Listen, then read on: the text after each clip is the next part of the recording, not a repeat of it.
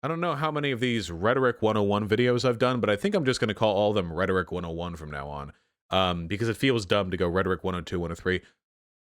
Today, I want to show you guys a video that, this is full disclosure, I saw this on a notorious neoliberal live stream the other day. I was just watching something while errantly playing Fallout New Vegas, and I saw this video, and it was really interesting to me. And I thought I could go over this video and point out how it's wrong, but that would be a little dry. Instead, what I would rather do is go over it and point out how it is propagandistic.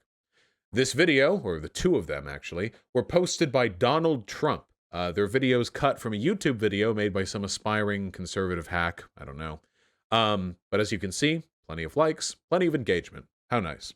And while looking through this video, while I was playing New Vegas, this is actually expertly crafted propaganda. So let's go through it.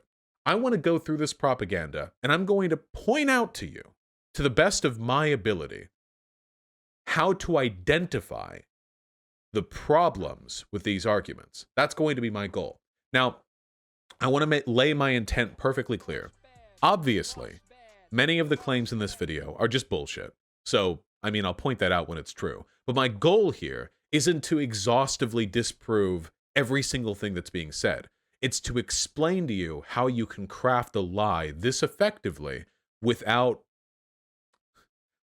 being right. Anyway, props to whoever put this video together, because it is well done, in spite of its, I don't know, moral heinousness. Let's roll.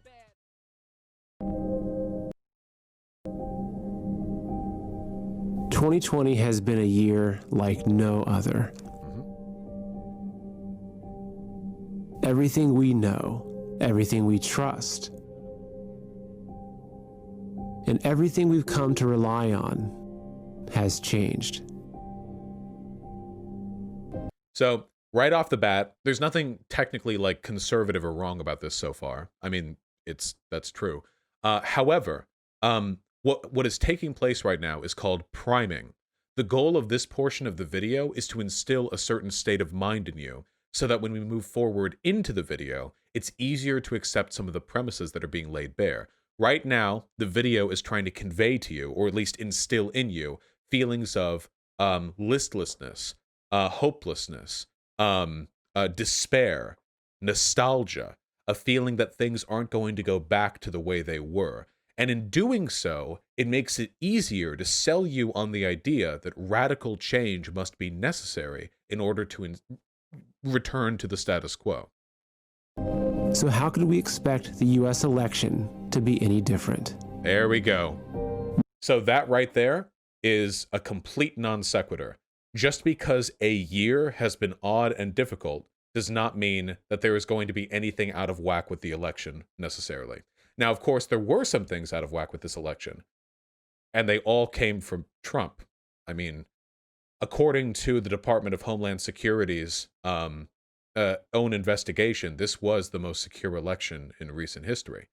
So, again, to go into the minutia of all the arguments about electoral fraud would take an extraordinarily long time, but even if it necessarily led to the assumption that there was something wrong with the election following there was something wrong with the year, that wouldn't mean the thing that was wrong with the election would be electoral fraud. Mainstream media are telling us the race is over. Biden won. Time to move on.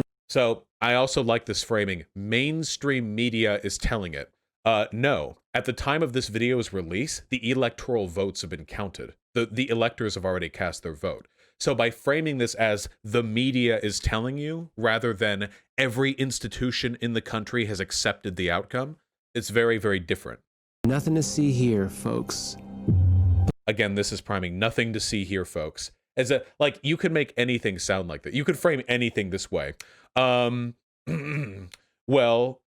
when your mom said that she was going to make you pancakes this morning, and that she was going to make them homemade, but then she disappeared into the kitchen and then gave you pancakes.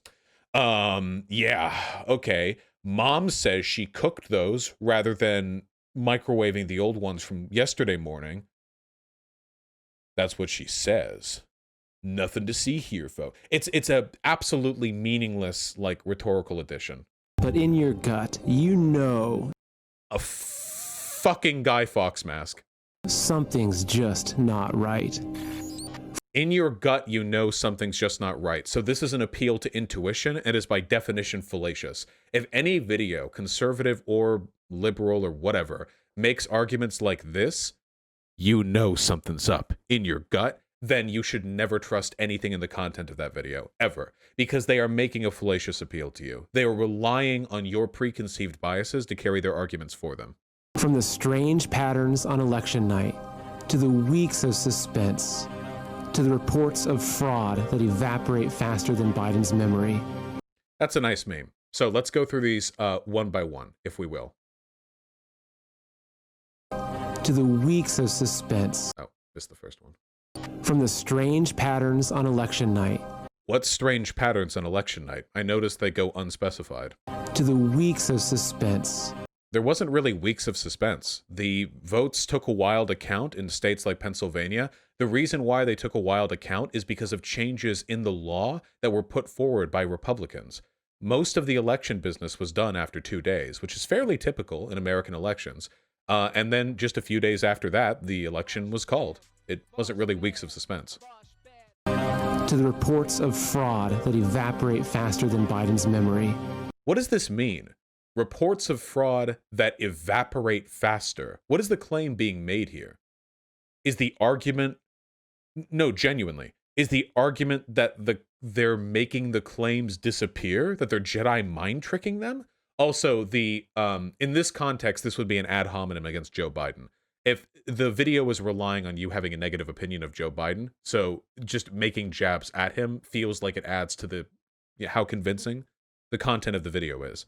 But in reality, when you're making points like this, if you were watching like a liberal video on the election and they were saying stuff like, yeah, and these claims of electoral tampering where every bit as fake as Donald Trump's hair, would that not lead you to question the content of the video a little bit? It would for me. It would make me feel like, well, for one, it makes it feel like a little patronizing because they're trying to rely off of my like preconceived biases. But it also suggests to me that they're trying to win favor from the audience in a way that isn't directly tied to the merit of their arguments. It just doesn't add up. Stay with me, and you'll see just what's going on behind the scenes in this election, and why the greatest threat we're facing right now is not an invisible enemy invading our bodies, but one that's invading our country and our minds. So, this is, I know this feels like a Game of Thrones music, like orchestral crescendo. This is fear-mongering. This is a really, really, really easy way to parse propaganda, is the extent to which they're interested in making their audience feel fearful. So watching like people in masks zoom by and doctors scrape skin cells off of your gums and while the music flares and the greatest threat is coming from within. Not only is this insubstantive, this is also a very deliberate attempt to manipulate the emotions of the people watching it. I know a lot of this may seem like obvious to those of you who are watching, but it's really important because this video contains essentially every propaganda trick you're ever going to see from a conservative outlet.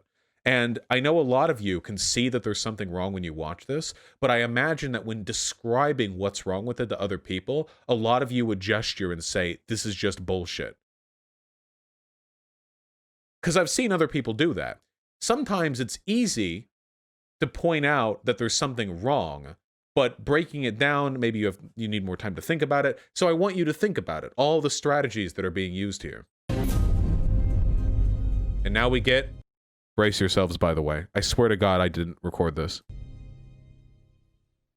Welcome to Man in America. Listen, I don't drink.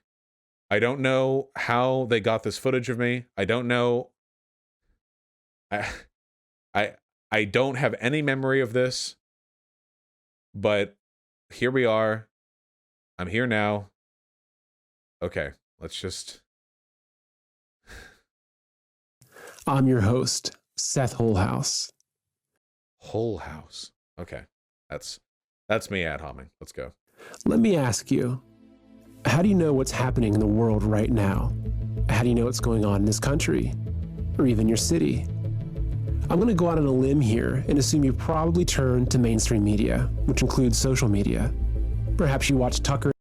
Mainstream media, which includes social media. What? Social media, like browsing Twitter? I mean, news stations are on Twitter, but most people who get their news from social media aren't getting it from the Twitter account for Fox News. It's a massive decentralized network. Yeah, this video is right now on Twitter, and it was originally published to YouTube, both of which are social media sites. So, is this the mainstream media? In the evenings, or read New York Times Sunday morning. Oh yeah, what was that? Perhaps you watch Tucker in the evenings. I do not. Or read New York Times Sunday morning. I also do. Or check Facebook on your lunch break.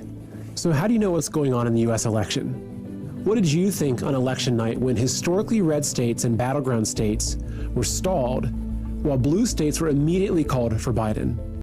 So this is objectively incorrect, and we can break it down.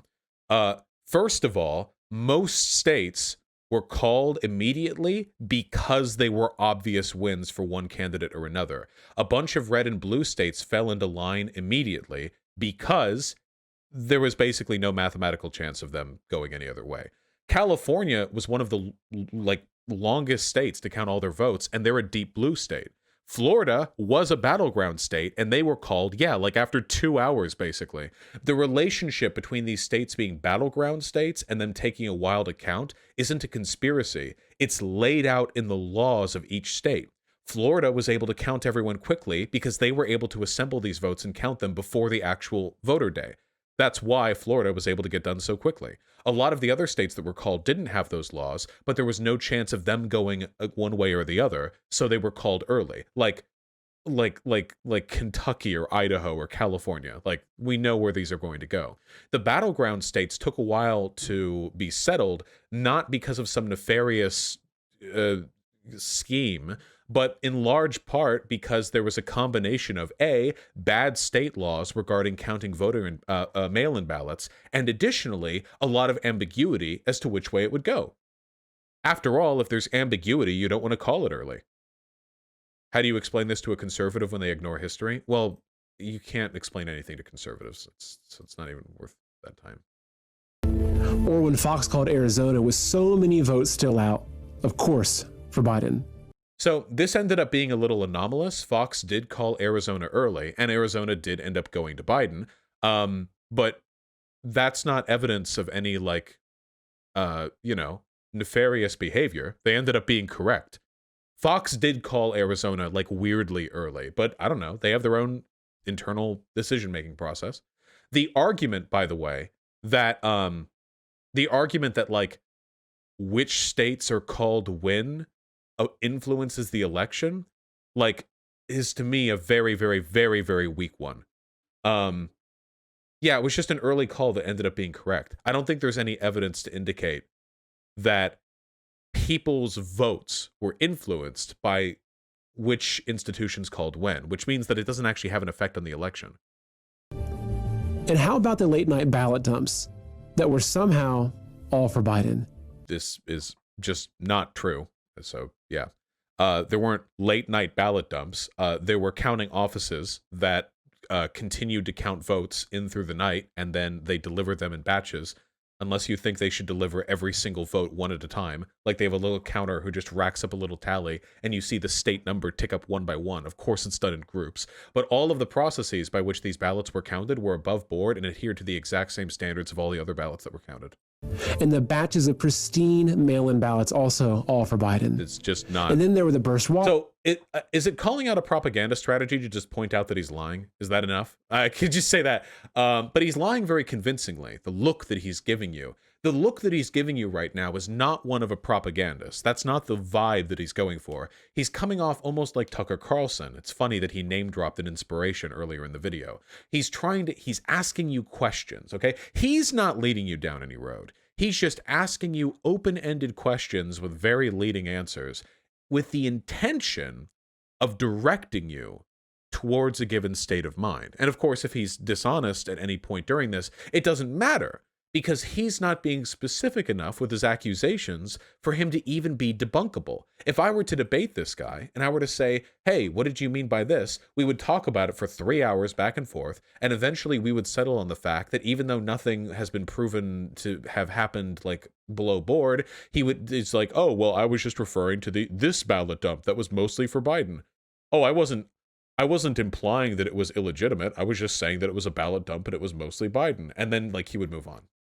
Water pipes and the power outages and the computer glitches and issues with Sharpie pens. Yeah, well, see, he's listing off one by one all of these things that have been debunked and disproven. The Sharpie pen thing was literally just a Twitter meme. There was no evidence. The Sharpiegate thing was just completely fake. But he lists all of these things that have already been disproven, one after another, gish galloping you. So it's impossible for you to logically comprehend the extent of the arguments being made here. Here's my personal opinion. At this point in time, if a person is making an argument for conspiracy, if they say one factually incorrect thing that's easily disprovable, as far as I'm concerned, they're done. It's out the window for them. They're completely done. It's over. At this point, when we're in a position where so many people are so willing to lie so flagrantly, if they say one thing, if they make a single argument that I could disprove with a single Google search, then what does that say about the rest of the information they have for you? In all likelihood, it means that everything they're saying is horseshit. They're just cobbling together as many stories as they can, and that disproving one of them is enough to dispel the credibility of the rest of the arguments. And lost USB drives that somehow all favor Biden.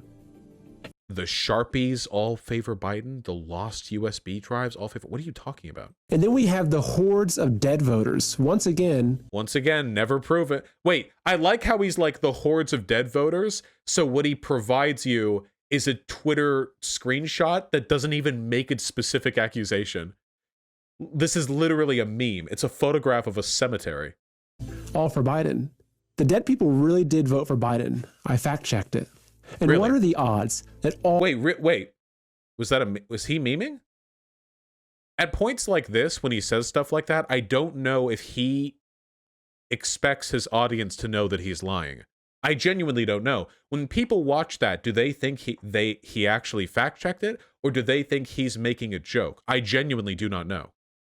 I don't think they care either. All the last-minute changes to our election process and voting laws that were done by Republicans. The last-minute changes were largely done by Republicans. The changes that were done months and months in advance and passed through the legal processes of those respective states, those ones about mail-in ballots, those were fine. In the name of COVID, also favored Biden. And how about all the counties with more votes than eligible voters? This is another off-debunked claim. There were a couple of counties where there were more votes than there were eligible voters, because the eligible voters were from 2016 and the votes were from 2020. More people were registered to vote. It's that simple. Yeah, this was disproven the night of. Like this has been proven fake for like 2.5 months now. But he'll continue to repeat it. And I'm sorry, we're focusing on rhetoric here. My apologies. Let's shift back to the rhetoric. Or where they got more mail-in ballots than they even sent out. In Pennsylvania, they sent 1.8 million mail-in ballots and got back 2.5 million. And last but not least, we've got Dominion, the voting system with ties to socialist Venezuela that was programmed to manipulate votes for Biden while sending our data to China, Iran, and Russia. And when the system crashed because of the Trump landslide, key battleground states simply decided to stop. I really like that claim, by the way. This might be my favorite claim. When the system crashed because of the Trump landslide, these people are so delusional that even in their conspiracy theories, they sound like a child lying, you know, like a 4-year-old who's like, why? The 4-year-old, like the mom's like, why is your face all scuffed up? Did you get in a fight at daycare? And the kid's like, no, I went outside and I stopped a car that was about to hit Stacy. And then I threw it over my shoulder but some of the dirt got on me. Like, it's like such insane shit. The people who believe this, by the way, believe that like California went red. You know how everyone made fun of Tim Pool for saying there might be a 49 state landslide? These are the people who actually do believe that. So their argument is that modern day computing systems, which are capable of a lot, crashed because instead of getting the expected 60 million votes, they got like 100 million or something. I don't know if the people here understand that computers are capable of, when it comes to ballot counting, processing essentially an infinite amount of information. I'm pretty sure modern computing systems could probably calculate like the votes of every single human being on Earth in like a second, because this isn't hard for a computer to do. But they're saying that it crashed the computers because they were uploading at like 1/4 of a megabyte per second. What? Slide. Key battleground states simply decided to stop counting and head on home. When has this ever happened before in U.S. history? This is just the tip of the iceberg. Every one of these reports should be serious grounds for investigation. Thousands of poll workers, postal workers, election officials, and honest Americans, both Republican and Democrat, have come forward with photos, videos. So this is interesting. The Gish Gallop continues, where rather than specifying a single claim, he then goes on to list through 1 million of them. And then he sort of gestures at bipartisanship by saying that Republicans and Democrats have both come forward. This was actually a key argument that was used, I believe, by Rudy Giuliani during some of his hearings. He was arguing that Democrats didn't even want to put their own guys near where the ballots were being counted because they were worried an honest Democrat might out their scheme. And that's exactly what happened, because there are people who are Democrats who signed affidavits. But in doing so, they try to affirm this belief that it's not a Republican versus Democrat thing. It's a you've fallen for the conspiracy, or I'm sorry, you've fallen for the ploy or you haven't thing, where the Democrats are not like agents of the Biden machine. Rather, they are just unaware of the extent to which the DNC has manufactured the result of this election. It's an effective rhetorical strategy because it makes the person watching this feel as though they're not partisan. And firsthand stories affirmed by sworn affidavits documenting massive voter fraud. Social media has... You just scroll through that really quickly. I wonder, do you think we could like pause this and look at it really quick? Massive voter... Come on.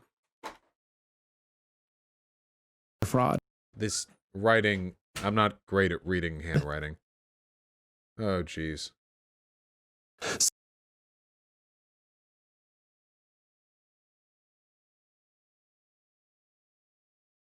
There were a lot of coolers and suitcases throughout the room. A few times I tried to take pictures and I was threatened to be kicked out. I have pictures that I emailed to mleda@donaldtrump.com. Wait. This person was taking pictures inside of a ballot counting room? I'm pretty sure that's literally a crime. Is that not literally a crime? Social media. Affidavit of Articia Bomer. Media has been flooded with him. Yet I want to see the one in the really thick... mainstream media. God damn it. I feel like if I could scroll through this frame by frame, but we're looking at it on Twitter video, we could find some really funny shit in here. Keeps asking. Again, we were told we could step up to the machines if we asked the worker it was acceptable to approach them. Some were amenable, but others said no closer than 6 feet due to COVID. We were also told we could not hamper the process. Obviously, if you need to ask permission to do your job, you are by default hampering the process. In essence, we were either intimidated, threatened, or barred by poll workers' COVID fears from checking anything properly. Wait! This person is saying they were intimidated, threatened, and barred because some poll workers requested they stay 6 feet away? Isn't there a minimum distance they're supposed to keep away anyway? The workers also chose to minimize the screens on the computer so we could, in fact, not read anything from 6 feet away. Even though we asked if they could increase the window size. What the fuck? Oh god, dude. The greatest content stream on earth would be going through these affidavits and just laughing at these people. So here's another quick thing. When you are building a legal case, one of the most essential things that you can do is establish the legitimacy of your claim. Let me tell you guys how not to do that, okay? Some good ways to avoid establishing legitimacy would be to make outrageous claims of voter fraud outside of the courtroom, and then in the courtroom, like Rudy Giuliani did, say you're not alleging fraud. Another good way of dismantling your credibility would be to lose 50 consecutive legal cases, or to not even have them be heard or have them dismissed because of standing. Another great way to remove any legitimacy from any of your legal claims would be to have open petitions for signed affidavits. Let me be clear. Open petitions for signed affidavits. If you are the president of the United States of America and you say, hey, anyone who saw anything suspicious, which could potentially be anything, you all need to sign affidavits and you need to get, here are emails and here's the commission, here's the phone number you can call. That is not how collecting legal evidence works. Having 10 trillion affidavits actually makes your argument worse because it means you aren't assigning any standards of credibility to those affidavits.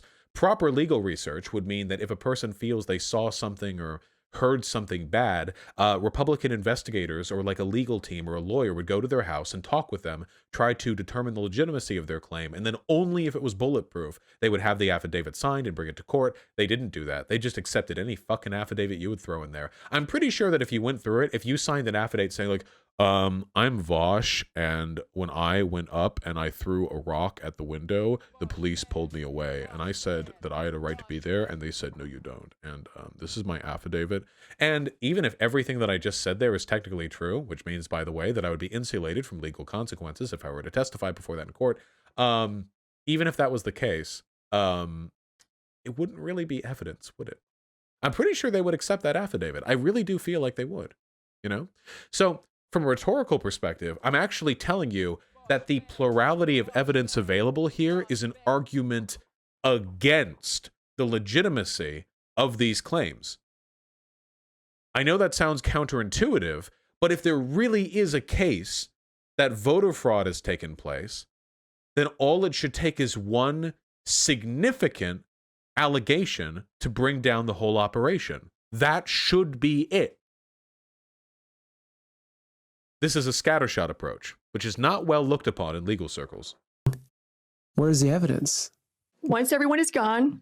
Here we have the immediately debunked the ballot box was under the table claim. Coast is clear. They are going to pull ballots out from underneath a table. Watch this table. Do you see the gentleman in the red? So he just pulled one out. Wait, but there are people So right there. what are these ballots doing there, separate from all the other ballots? And why are they only counting them whenever the place is cleared out with no witnesses? How is it clear? There are people right there. How is it cleared out? Also, by the way, the segment of the video footage that you're seeing right now, notice how there are boxes all over the place. There's a box here. There's a box here. There's a box here. There's a box here. There's a box here. There's a box here. There's a box here. There's a box behind the trash can. And there are probably plenty of others that I can't see because of the perspective of this camera. Why would there not be boxes here below the camera as well? The box that got wheeled in there and placed there was placed when everyone was present. Like, you can see that if you watch the whole video footage. Where's the evidence? I'm here with Elliot right now at his wedding, and we were taking the trash out, and I wanted to show you guys what we found in the trash can at St. Anne's, which is a polling place. Donald Trump. Donald Trump. Donald Trump. Donald Trump. Donald Trump. Trump. So, here's a question that you can ask yourselves.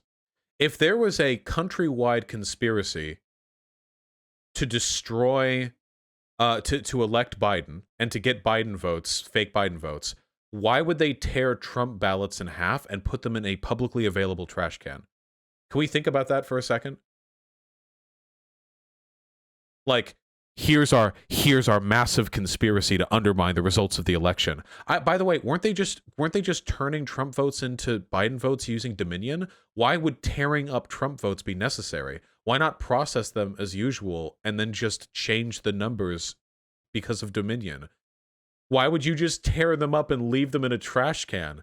Unless, of course, the people who are filming this video did this themselves to take, you know, videos of it. Trump, and there is more ballots in this trash can. Inside that trash. But we will say we did find one Biden. Where's the evidence? I like how they said there are more inside that trash, and I see like 5 in the trash bag. There's like 5 in there. We have more. What they should have done is they should have filled up a bunch of other trash bags with packing peanuts and then like filmed over those. But like we have whole trash bags of these. Guess they got too bored to continue filling out, bubbling out all the Trump answers for all of the spare ballots they had. Biden. Where's the evidence? Can you calculate how much of a vote that accounted for Biden and how much for Trump? Close to 600,000. I think our figures are about 570 some odd thousand that all those spikes represent over time. For Biden? Correct. And how much for Trump? I think it was a little over 3,200. Now, hold on. What is that meant to indicate? Didn't they just drag us through a baseless 4-year... Okay, here we go. So we've gone through all of the bullshit claims about voter fraud, but now we get back to the rhetoric, okay? Chill. witch hunt into Russian election interference over far less evidence? And the Russian election interference thing produced dozens of arrests and indictments, and also it was a real investigation done by the actual government. Isn't it their job to be digging for evidence? Wouldn't Nixon have gotten away with Watergate if the media didn't dig for evidence? No. Wait, hold on. So rhetorically, this is a Mott and Bailey, okay? So what happened with Nixon was there were leaks that were given to the press, and then that information culminated into a federal investigation. What's happening right now is there a significant amount of media which is claiming voter fraud, and every time they attempt to get a real investigation started by the government, nothing happens because you don't have any evidence. Deep Throat, the evidence that was provided in Watergate was credible and did lead to a federal investigation. What does this have to do with the media? So what he's arguing right now, the guy in this video, he's arguing that the media is like the pivotal component here that's missing. Like, the media was present back with Nixon, and that's why Watergate happened, but the media is not present now. But how can that be the case? Because back with Nixon, it only took one insider to leak this information, and today there are multiple media outlets circulating stories from tens of thousands of people alleging voter fraud.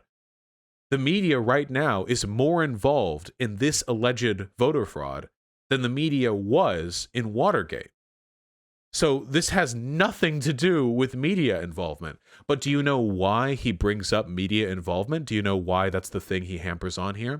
Because he's trying to indicate to you that it is the fault of mainstream media that these claims are not being fully investigated, which if you think of it for like 2 seconds is an incredibly easy claim to debunk. But don't you think it's convenient that that claim is predicating what will almost certainly be an introduction to the content that this channel is trying to produce?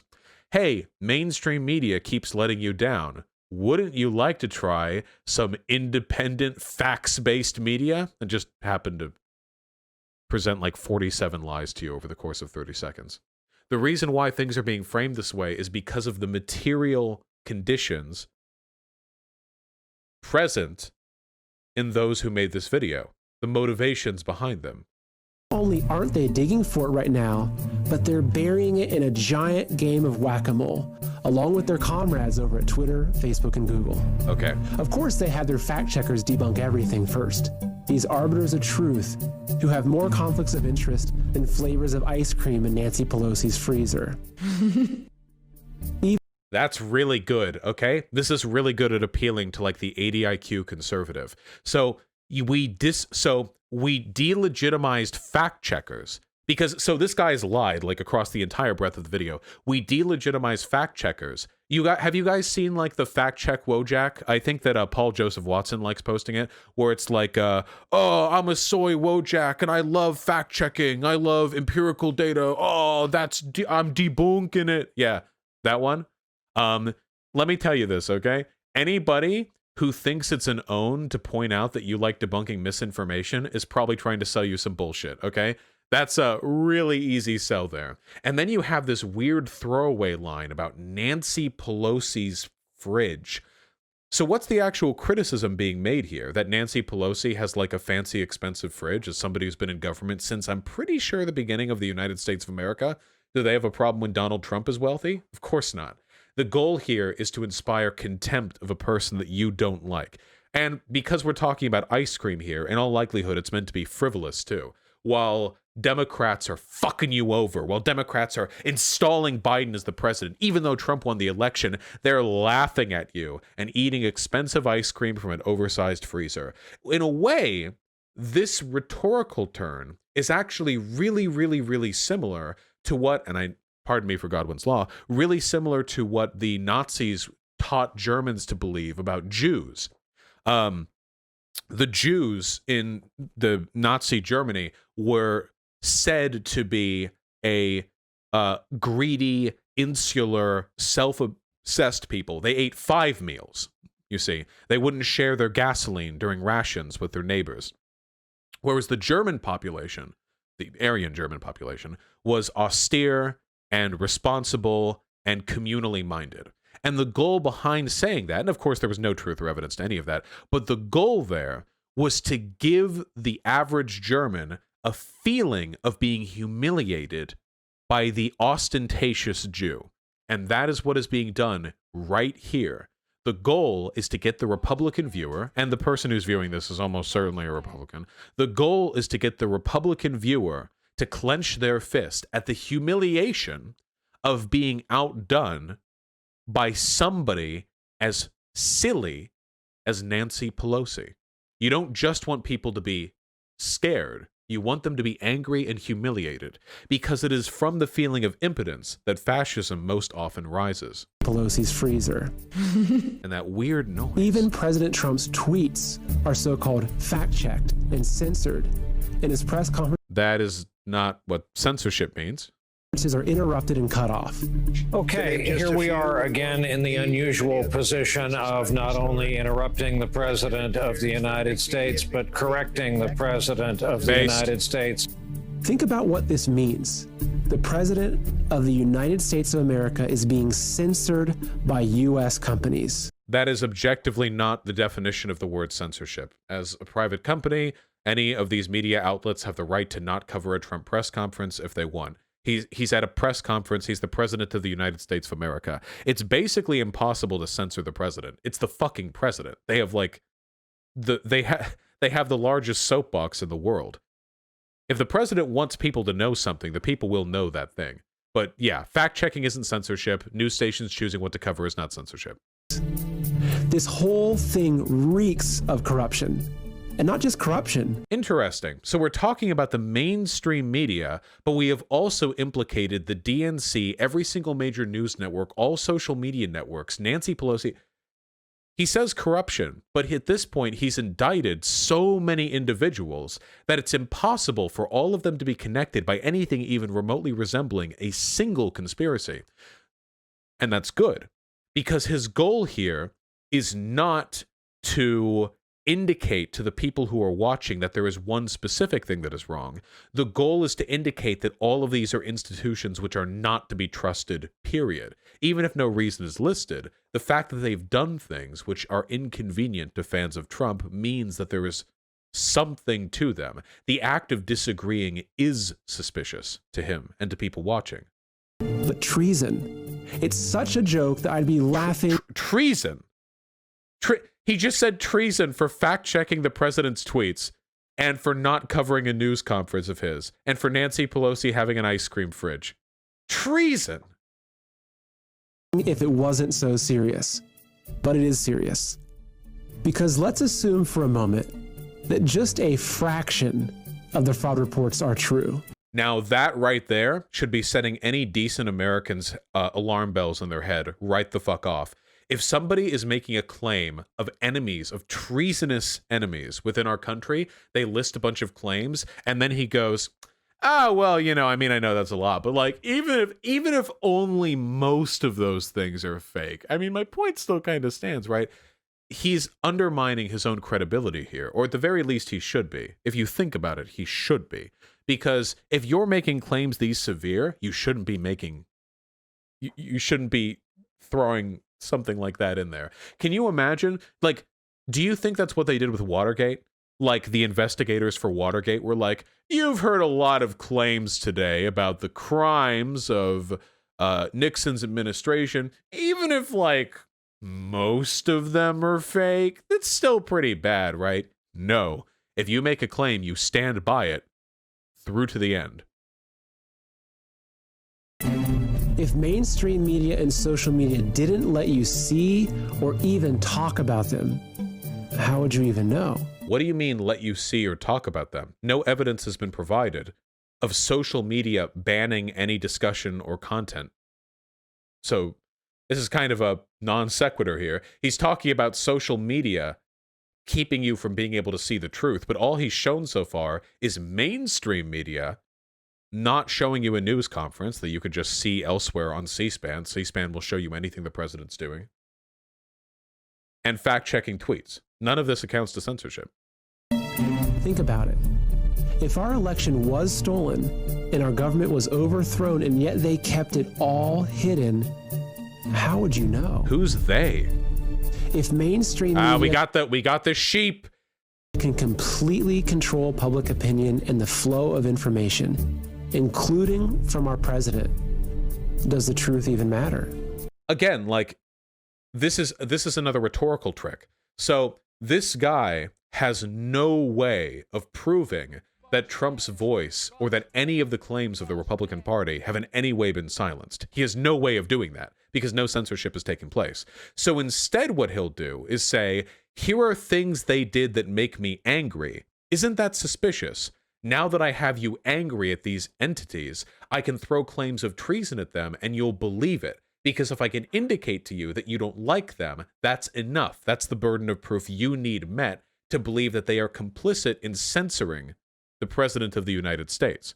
Everything that he says, it's all couched in phony, questioning. What if this took place? What does this mean? It's a coward's talk. It's a way of avoiding responsibility for the implications of the things you say. What if I told you that every single one of our mainstream media, including Fox, is being used as a tool to manipulate public opinion and steer the outcome of the election? Whoa. Media is a tool to manipulate public opinion?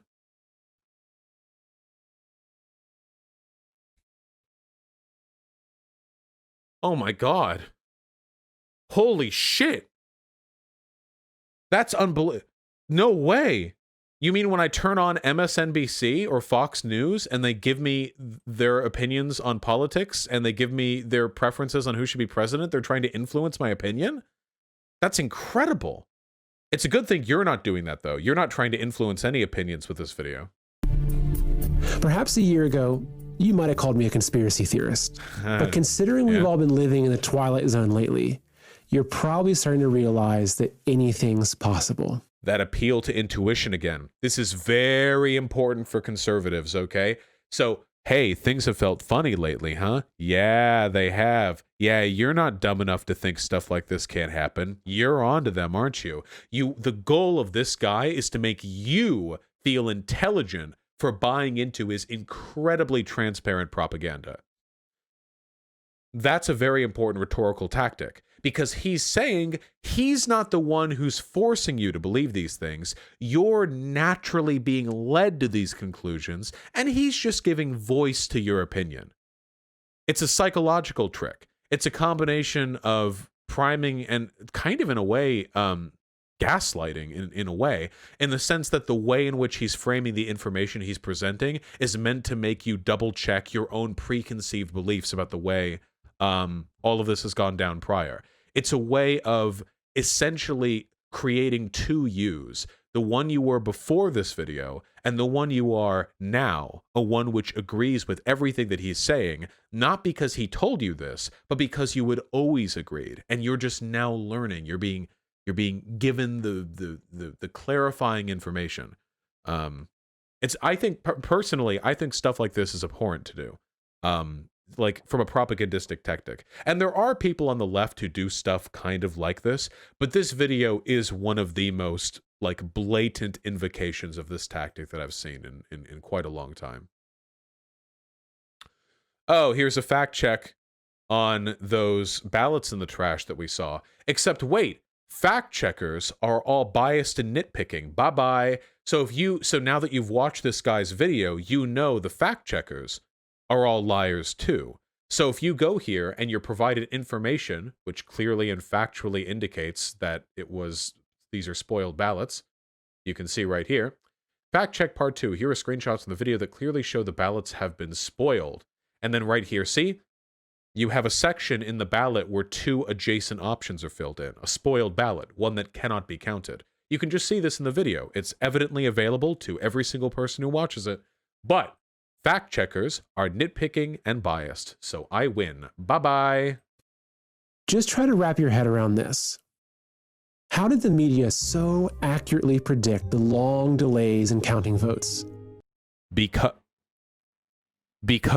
you can mathematically predict how long it'll take based on the laws? What? The methods by which states count votes are encoded into the laws of those states. And the red mirage before the blue wave. And why did they spend... do they genuinely believe that California went red? They really do believe that, don't they? Yeah. They really genuinely believe that California went red. That New York went red. They believe New York went red. Yeah. The red mirage before the blue wave. Remember, all of this is a direct product of propaganda that the Trump administration has been laying out for months now.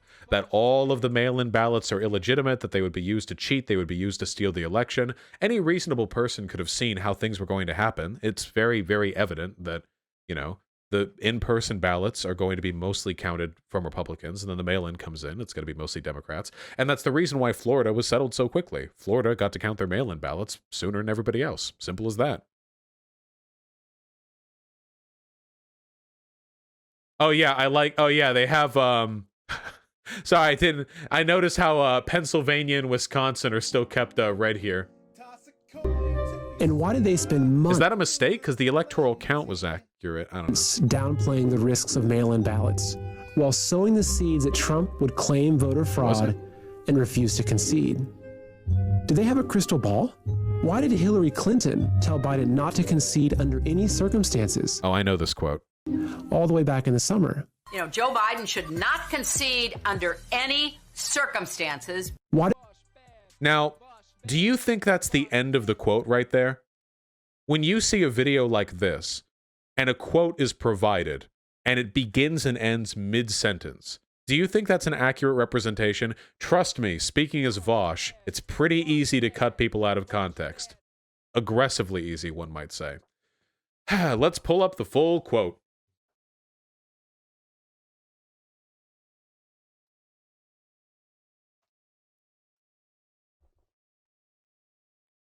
Here we go, from NBC News, 2020 election. Give me that quote. Your show played this clip of Hillary Clinton. We'll play it for maybe a narrow day. Joe Biden under any circumstances, because I think this is going to drag out, and eventually I do believe he will win if we don't give an inch and if we are as focused and relentless as the other side is. So she's pretty clearly saying not to concede immediately and to stay out as long as Trump is. They're saying don't concede as in on election night, don't just give in because Trump is saying that he already won. Pretty clear given the context of the quote, because all she said at the very end was, if we fight as hard as they do. So the only claim that you could possibly make about Hillary Clinton is that she wanted Biden to tough out the election with the same with the same stubbornness as Donald Trump. How did they spend the last 4 years using every possible tactic to undermine Trump's presidency? Very vague there. The last 4 years, comma, every possible tactic to undermine his presidency. By that, do you mean disagreeing with him publicly? Do you mean conspiracy? Do you mean this means like a million different things. Remember, all of the propaganda that we've witnessed so far is the product of very deliberate script writing. Very, very deliberate script writing. A lot of people make the mistake when they watch videos like this of being charitable to the ambiguity of the statements that are made. Oh, he could have meant anything by that. Maybe he means like the things the Democrats did do. No, there is a reason. There is a reason that he is being vague here. It took rewrites. People thought about it. And I imagine at several points during the script writing process, he or somebody else took a look at it and he said, you don't want to make that claim. If they do, they can fact check you. Roll it back. And they did. In the most relentless smear campaign the world has ever seen. And why did every single smear campaign? What does that have to do with treason? Mainstream media rush to coronate Biden and cement him into the public mind? What do you mean rush to coronate Biden? What does that mean exactly?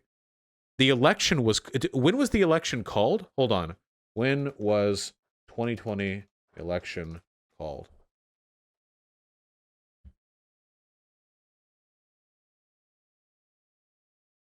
Yeah, didn't it take like a week? Like it took a while. What do you mean a rush? Was it December 12th? Hold on. No, not December 12th. Sorry, November. On November 7th, most national media organizations projected that Biden had cinched enough electoral votes to be named the U.S. president. The media waited until the math panned out in his favor. If the media was rushing to nominate him, why wouldn't they have done so on the 4th? If anything, the person who was...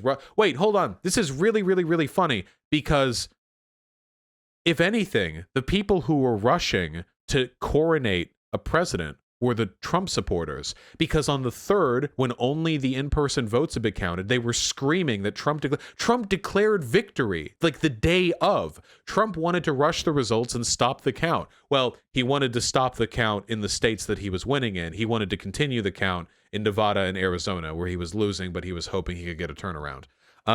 Yeah, stop the count. Remember stop the count? That was literally a chant. It's so funny that he would say that the media was rushing to coronate Biden when Trump himself was declaring victory and all of the Trump-aligned media was trying to say, looks like this is pretty much settled, guys. Everyone's coping. Biden's done, huh? Now do you understand why he told voters, I don't need you to get me elected? I don't need you to get me elected. It never mattered that he... You cut him off mid-word. Are you kidding me? How can anybody... You can clip anything. You're like, I don't like murder. And then you can like murder. Like, you can do anything. What the fuck? Wait, Biden, I don't need you to get elected. Guys, if you're watching a video and you see people throwing out quotes from other people that are that like cut out of context, like you gotta know. Also, Trump said he could like shoot somebody. And... Folks, we got a lot of work to do. I don't need you. Oh, I see where he got the quote. This is from Donald Trump's YouTube account. I bet you it's gonna cut off exactly where he cut it off. You to get me elected, I need you. Oh, no, wait. It doesn't. Hold on. You to get me elected, I need you once I'm elected. Here, let me see if I can find the full thing. Air TV, PolitiFact. Video oh my god, it has its own PolitiFact. TikTok posts. Okay. Biden says he doesn't need voters to get elected. Misrepresenting his speech. Okay.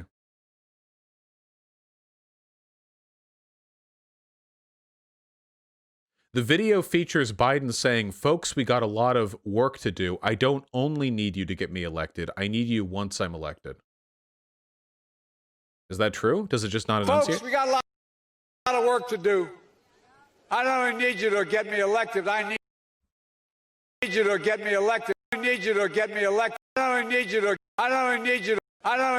get me elected. I'm pretty sure he's saying, I don't only need you to get me elected. I mean, he does stammer and mumble. It doesn't really matter. Here's a quick question for you guys. if there was really a world-spanning conspiracy to appoint Biden the president of the United States, do you really think that stammering fool's like 2-second excerpt from a speech would be evidence to that favor? Like, do you really think he would let that slip during a speech? He speaks from teleprompters. Do you think there's a teleprompter where like the teleprompter writer is like, well, of course, you know, it doesn't matter what people vote. We're going to install Biden anyway. So we'll just write this in. And yeah, like, it's ridiculous. Hid in his basement all summer. It never mattered that only 5 people turned out to his rallies. Oh, then this is another common one, okay? Like, as if the number of people... I like how they do this. So Donald Trump's claim to the legitimacy of his purported win is that he's been running rallies all over the place during COVID season and doesn't care how many people die. Literally hundreds of people have died because of Trump's COVID rallies. Like, they're super spreader events in every single city it takes place. This is from March 1st. This is from ages ago. Like, do we want to show pictures of Donald Trump standing alone in a room and then like Biden near crowds? Or this is like, how do I say this? From a propagandistic standpoint, if you're watching content like this and the arguments that are being made seem to be formed from cherry picking rather than like data, then there's probably not much merit to the claims that are being made. And it never mattered that he couldn't even string a sentence. Oh, wait, this was from March 1st, 2019? Oh my God, that was from like nearly 2 years ago. Together. True international effort to pressure. It never mattered that the majority of Trump stammers all the... again, like, oh God, sorry.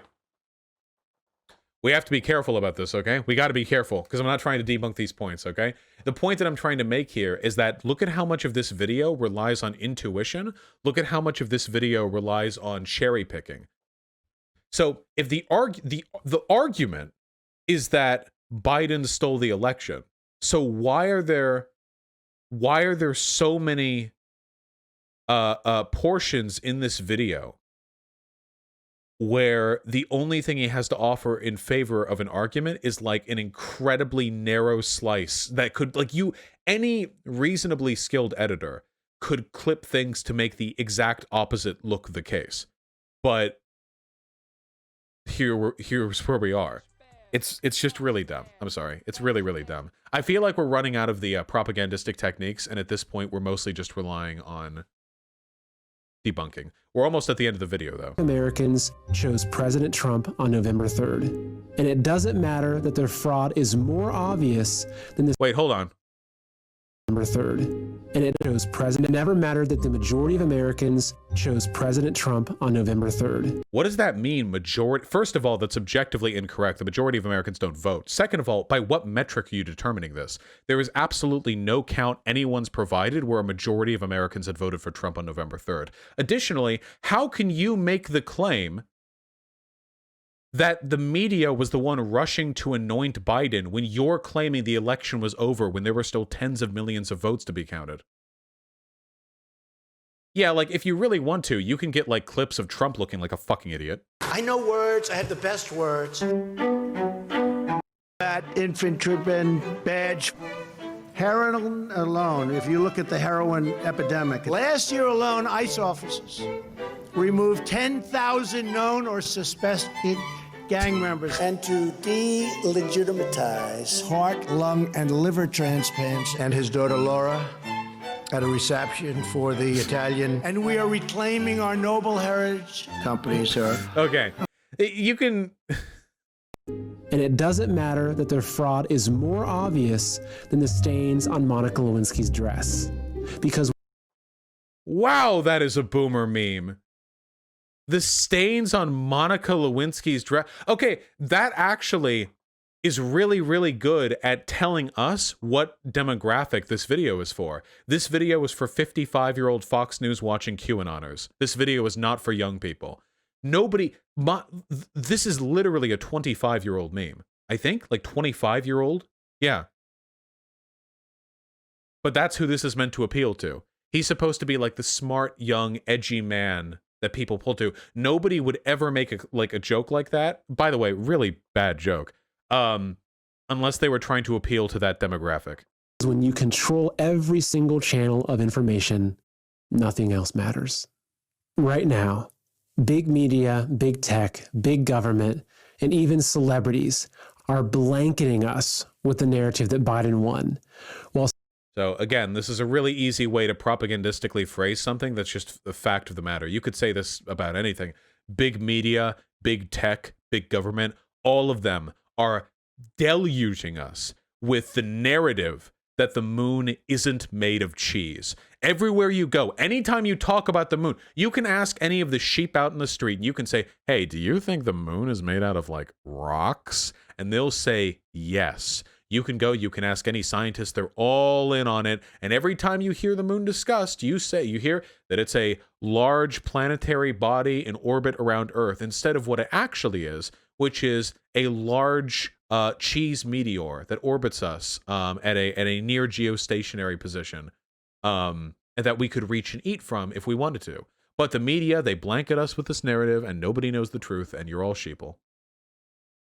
Censoring all evidence of fraud and concealing the very real truth that our nation is facing its greatest threat since the American Revolution.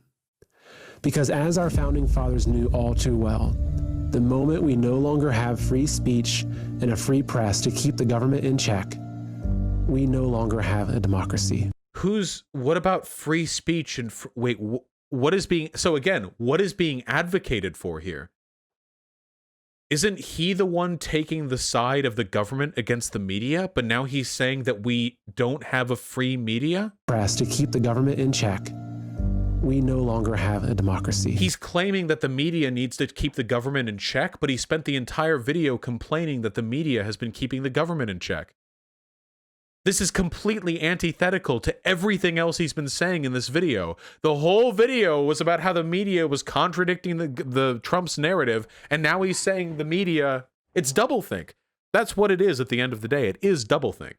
You've seen me talk to conservatives. Do you notice how quickly they swap from point to point? Like they jump, they can say one thing and they'll say another thing that's actually contradictory to the first thing they said. And you don't actually know what they believe. It's not actually possible to know. All you know is what they want done, which is usually something bad. Anyway, long story short, the purpose of going through all of this is that I know that it can be very frustrating seeing conservative propaganda like that, but the solution, in case you're watching it yourself or you are trying to critique it in front of another person, is to stay calm and to carefully look for fallacious logic or for contradictory lines of reasoning. That is what you want to do more than anything else. You don't want to just broadly dismiss it as bullshit, even though it is broadly bullshit very often, because it is very, very important to prioritize good processes of arriving at conclusions over just the correct conclusions. I find this a lot with the left. There are a lot of people who get moved over to the left, and even though they're on the left now, and that's just great, that's just grand. Even though they're on the left now, it doesn't change the fact that their thought processes, their way of arriving at conclusions, is every bit as flawed as it was back when they were conservatives. And for that reason, they often fall down really, really bad thought processes, like, say, for example, being a Bernie or Buster, or that's a big one. Rhetoric is dead. Anyone will take what they say now. Rhetoric is important, okay? Stay strong, people.